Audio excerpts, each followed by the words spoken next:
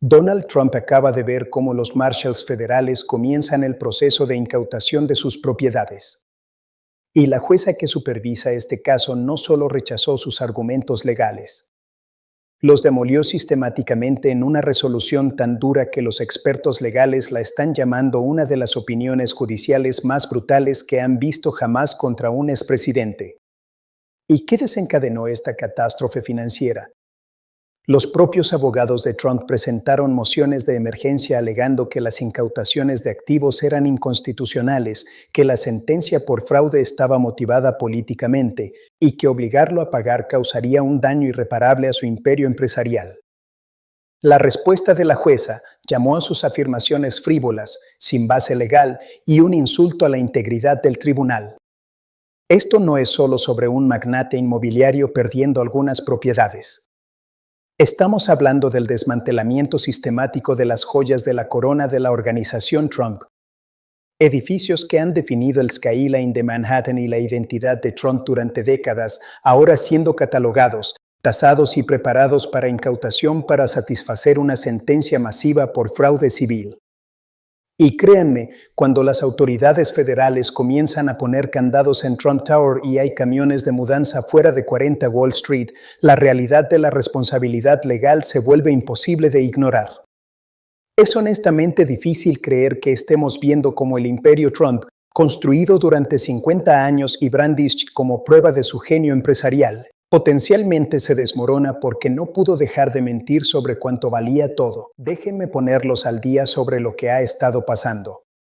Todo esto se remonta al masivo caso de fraude civil de la fiscal general de Nueva York, Letitia James, contra Trump, sus hijos adultos y la organización Trump.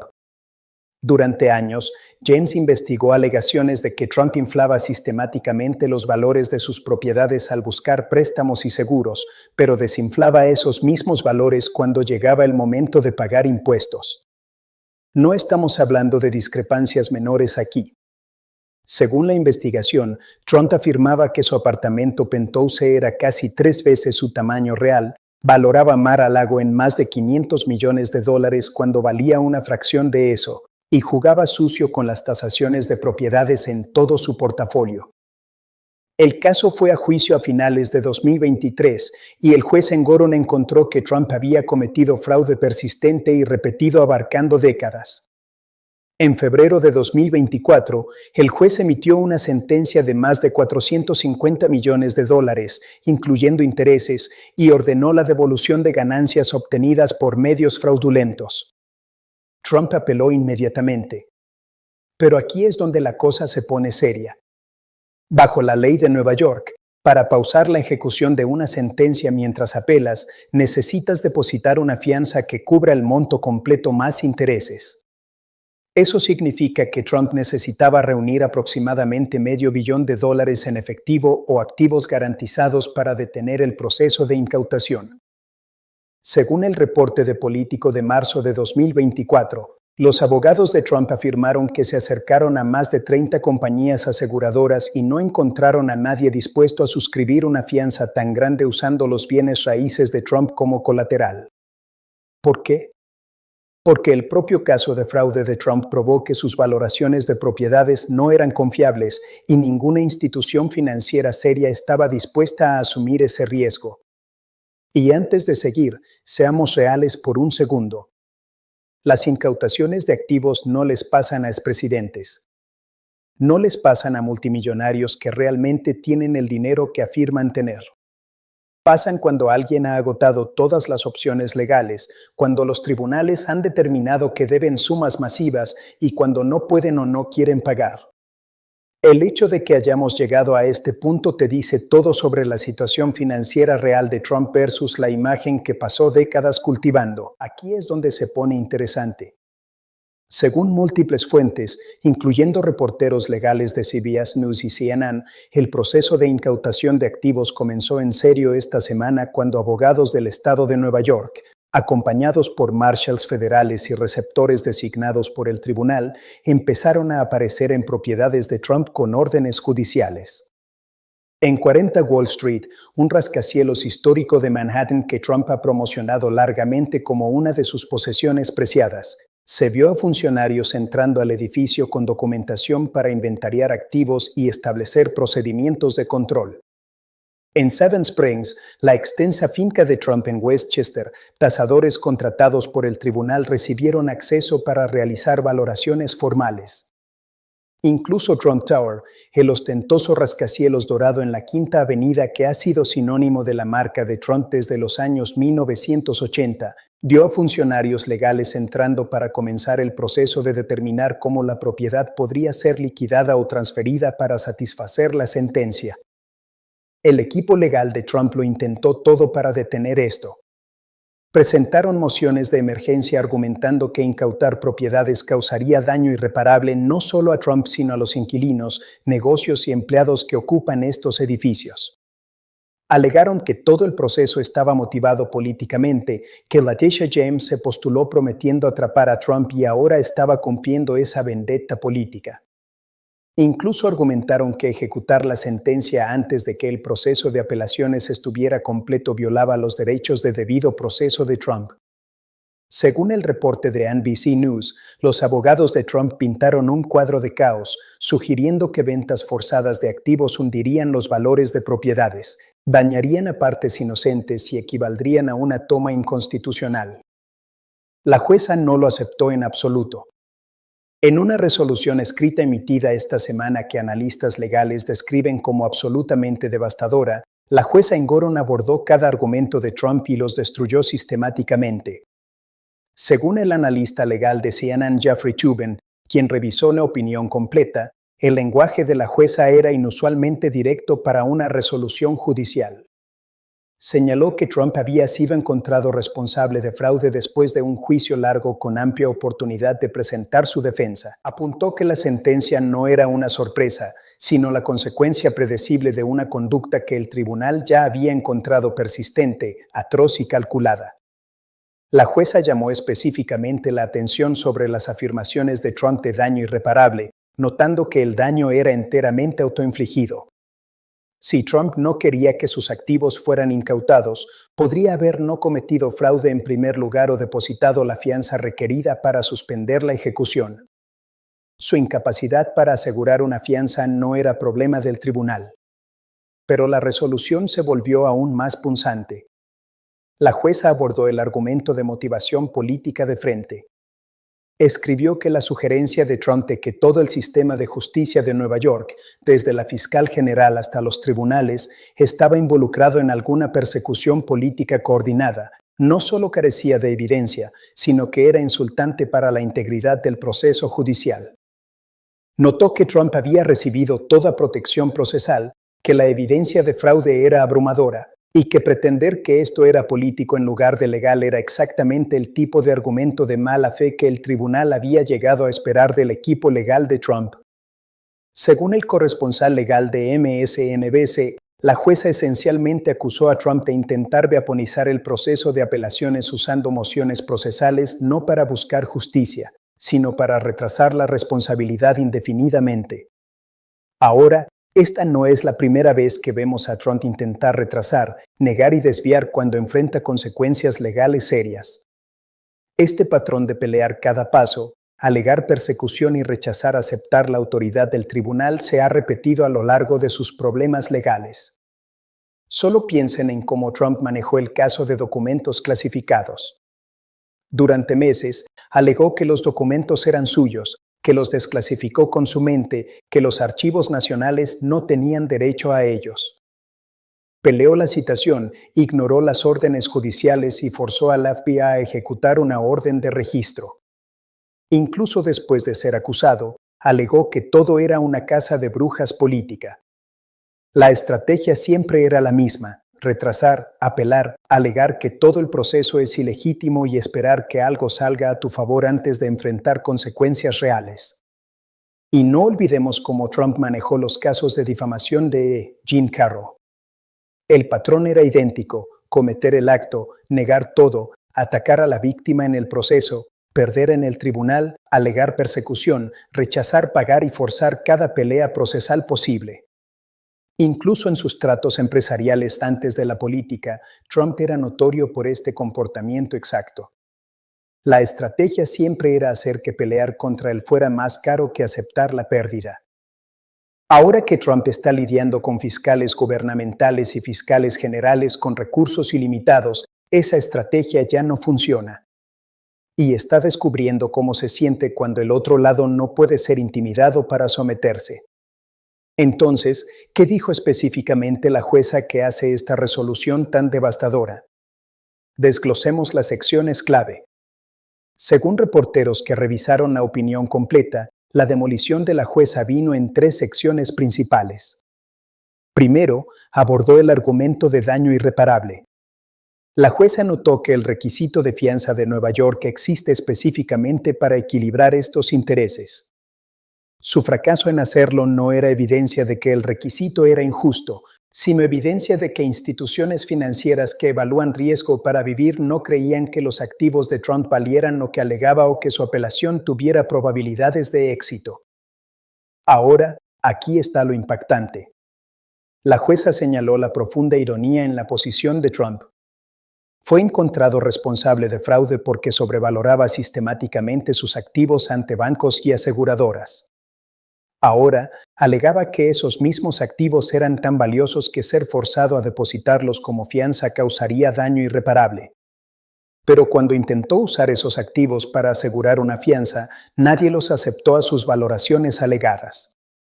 La jueza esencialmente dijo que la incapacidad de Trump para asegurar una fianza era el veredicto del mercado sobre su fraude. Si sus propiedades realmente valieran lo que siempre había alegado, obtener una fianza habría sido simple. La segunda sección principal abordó los argumentos de debido proceso de Trump. Sus abogados alegaron que ejecutar una sentencia antes de que el proceso de apelaciones estuviera completo violaba sus derechos constitucionales.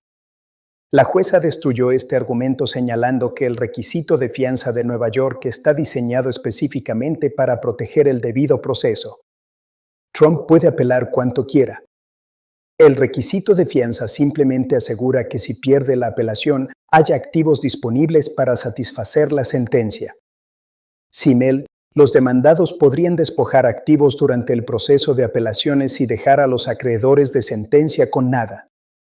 La jueza notó que este procedimiento ha sido upheld repetidamente y que Trump estaba recibiendo exactamente el proceso que el debido proceso requiere, ni más ni menos. La tercera sección abordó las alegaciones de motivación política. Aquí es donde el lenguaje de la jueza se volvió especialmente punzante. Según analistas legales que revisaron la opinión, escribió que el patrón de Trump de alegar persecución política cada vez que enfrenta responsabilidad legal se había vuelto cansino y por debajo de la dignidad de cualquier procedimiento judicial.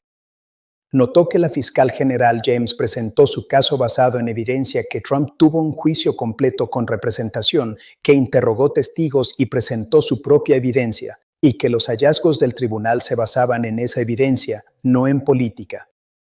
La jueza escribió que sugerir lo contrario no solo estaba equivocado.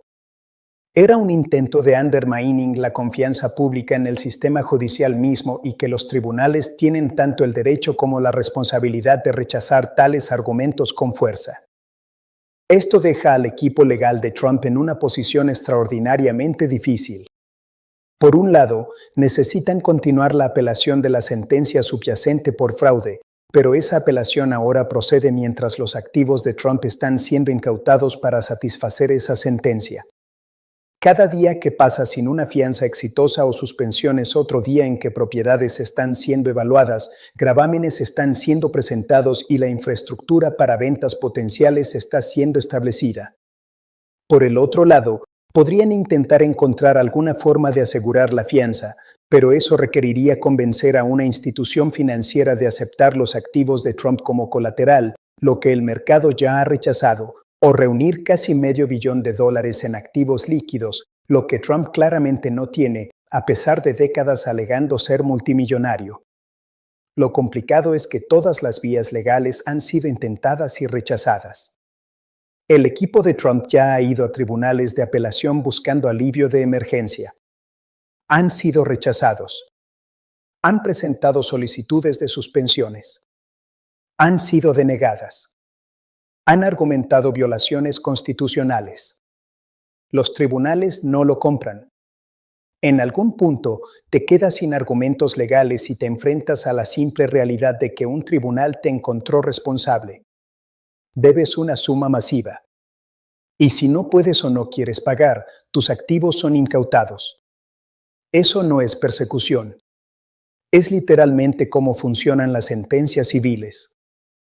Analistas legales están notando que esta resolución en el proceso de incautación de activos representa un momento watershed en los problemas legales de Trump. Andrew Weissmann es fiscal general del FBI y veterano de numerosas prosecuciones de alto perfil, fue a MSNBC e hizo una declaración que realmente debería captar la atención de todos. Dijo: "Este es el momento en que toda la persona de Trump como empresario brillante y multimillonario choca con la realidad legal. Durante décadas, Trump ha alegado valer billones, ha usado esas alegaciones para asegurar préstamos y deals y ha construido su identidad política en ser un empresario exitoso. Ahora, un tribunal ha encontrado que mucho de eso era fraudulento y su incapacidad para asegurar una fianza es la forma en que el mercado dice que está de acuerdo con el tribunal. Esto no es solo una pérdida legal. Es el desmantelamiento de la identidad central de Trump". Ejionik, es fiscal federal y analista legal de CNN, añadió que la resolución de la jueza era significativa no solo por lo que decía, sino por su tono. Explicó que los jueces típicamente se esfuerzan al máximo por parecer neutrales y dar a los demandados todo el beneficio de la duda en sus opiniones escritas, especialmente cuando esos demandados son políticamente prominentes. Que una jueza use lenguaje tan punzante como el que contenía esta resolución para llamar específicamente los argumentos de un demandado de mala fe e insultantes para el tribunal indica un nivel de frustración y falta de respeto que es raro en opiniones judiciales. Sugiere que el tribunal ha concluido que Trump no es un litigante de buena fe, sino alguien que ve el sistema legal como otra arena para manipulación y retraso. Incluso Jonathan Tully, profesor de Derecho de la Universidad George Washington que ha defendido frecuentemente las posiciones legales de Trump y apareció como testigo para republicanos en el primer impeachment de Trump, reconoció que esta resolución era legalmente sólida.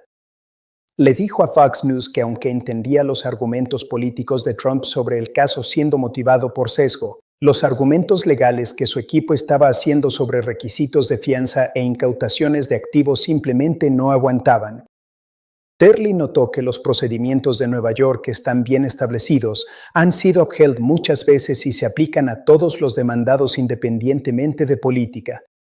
Trump estaba buscando tratamiento especial, no igual, y los tribunales tenían razón en rechazarlo. Entonces, desglosemos qué podría significar esto porque no es solo una historia legal cautivadora. Tiene consecuencias serias para el imperio empresarial de Trump, su futuro político y la pregunta más amplia de responsabilidad. Primero está el impacto financiero inmediato. Si el proceso de incautación de activos continúa, Trump podría perder algunas de sus propiedades más valiosas e icónicas. 40 Wall Street, Savannah Springs, potencialmente incluso porciones de Trump Tower podrían ser incautadas y vendidas para satisfacer la sentencia. Estas no son solo activos financieros. Son componentes centrales de la marca e identidad de Trump. Perderlas no solo cuesta dinero. Destruye la imagen que Trump ha pasado 50 años construyendo. Más allá de las propiedades inmediatas, está el efecto cascada en otros intereses empresariales de Trump. Según analistas financieros que hablaron con Bloomberg, muchas propiedades de Trump operan con deuda significativa. Si sus propiedades estrella comienzan a ser incautadas, prestamistas en otras propiedades podrían activar cláusulas de incumplimiento y acelerar el repago de deuda. Trump podría enfrentar una cascada de crisis financieras en todo su portafolio.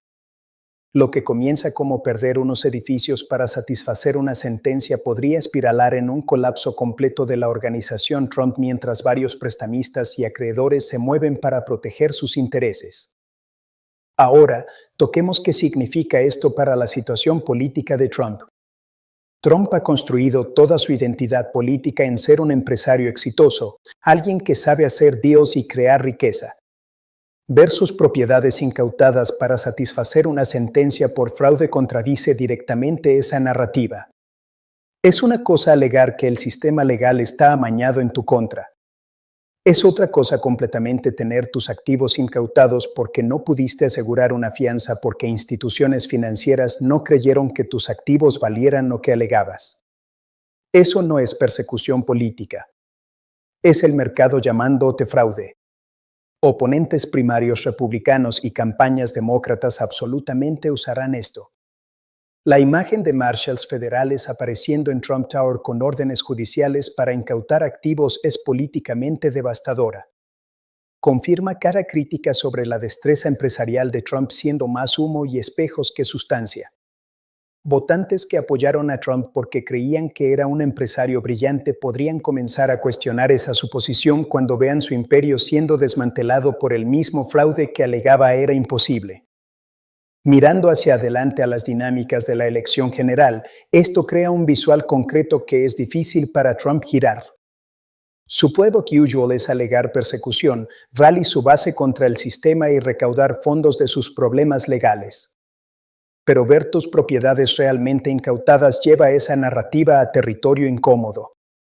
Su base podría permanecer leal, pero votantes persuadables en estados clave podrían mirar las incautaciones de activos y concluir que donde hay tanto humo, probablemente hay fuego. Las implicaciones institucionales son igualmente significativas. Este caso establece que incluso expresidentes con plataformas públicas masivas y movimientos políticos detrás de ellos están sujetos a los mismos procesos legales que todos los demás. Todo este escenario está causando caos absoluto en el mundo MAGA. Según monitoreo de múltiples medios, la reacción de los partidarios de Trump se ha dividido en campos distintos. Una facción, representada por voces como Steve Bannon, está llamando a esto una declaración de guerra por el Deep State. Argumentan que Trump debería rechazar cooperar y desafiar a las autoridades. Mientras tanto, otra facción del mundo MAGA está comenzando silenciosamente a reconocer que los problemas legales de Trump son reales y autoinfligidos. Según reportes de The Bulwark, algunos estrategas republicanos están expresando privadamente preocupación de que la incapacidad de Trump para asegurar una fianza revela problemas serios con su situación financiera real. Luego hay un tercer grupo que intenta tenerlo de ambas formas, alegando que la sentencia es injusta mientras sugieren que Trump debería haber resuelto el caso años atrás. Las cosas se volvieron aún más intensas cuando Trump mismo comenzó a publicar en Truth Social en mayúsculas, llamando a la jueza corrupta y sugiriendo que lo que le está pasando es lo que los demócratas quieren hacer a todos los conservadores exitosos. Intenta convertir su catástrofe personal, legal y financiera en una narrativa política más amplia sobre persecución. Pero el problema es que los hechos del caso siguen interfiriendo.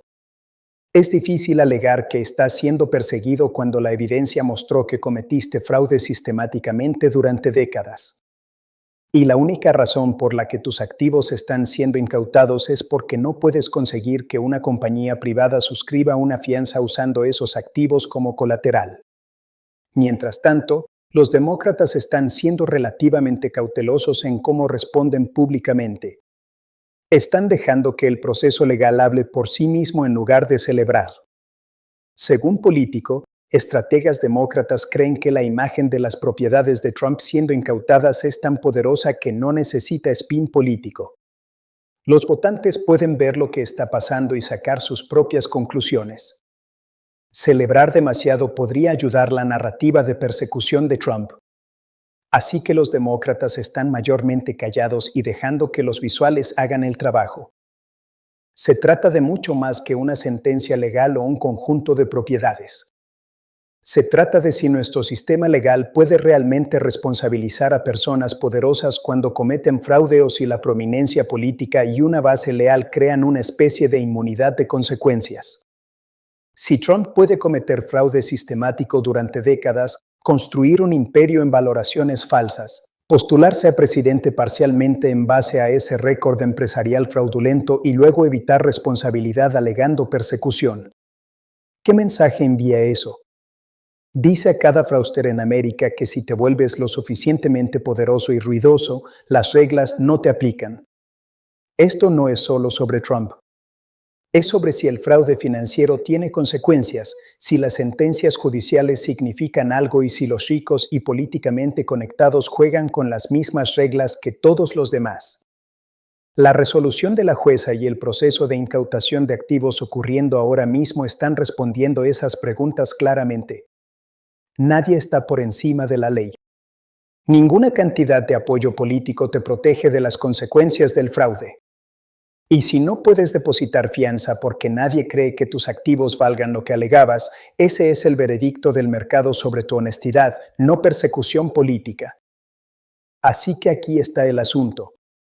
Donald Trump está viendo cómo marshals federales comienzan el proceso de incautación de sus propiedades para satisfacer una sentencia masiva por fraude.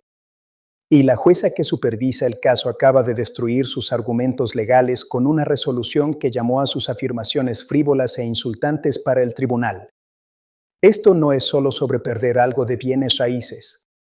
Es sobre el desmantelamiento sistemático de la identidad central de Trump como empresario exitoso porque su incapacidad para asegurar una fianza probó que el mercado está de acuerdo con el hallazgo del tribunal de que es un fraude. Cuando tus propios activos no pueden asegurar una fianza porque instituciones financieras no confían en tus valoraciones, no eres víctima de persecución política. Estás enfrentando las consecuencias de tu propia deshonestidad. Y cuando una jueza usa lenguaje tan punzante como el que contenía esta resolución para rechazar tus argumentos, has perdido no solo la batalla legal, sino la batalla de credibilidad también. Si Trump no enfrenta consecuencias reales por este fraude, si logra retrasar y evadir hasta que de alguna forma los vientos políticos cambien y lo salven, entonces básicamente estamos diciendo que el fraude financiero sistemático es aceptable si eres lo suficientemente políticamente poderoso. Eso significaría que hemos abandonado cualquier pretensión de que el Estado de Derecho se aplica igualmente a todos. Así que mantengan un ojo en esto. El proceso de incautación de activos está en curso con más propiedades potencialmente siendo evaluadas y preparadas para incautación. Las apelaciones de Trump continúan pero sin ninguna fianza para detener la ejecución. Y las implicaciones políticas de ver Trump Tower potencialmente cambiar de dueño van a reverberar a través de la elección de 2024 en formas que no podemos predecir completamente aún. Las apuestas nunca han sido más altas. Las consecuencias financieras nunca más reales.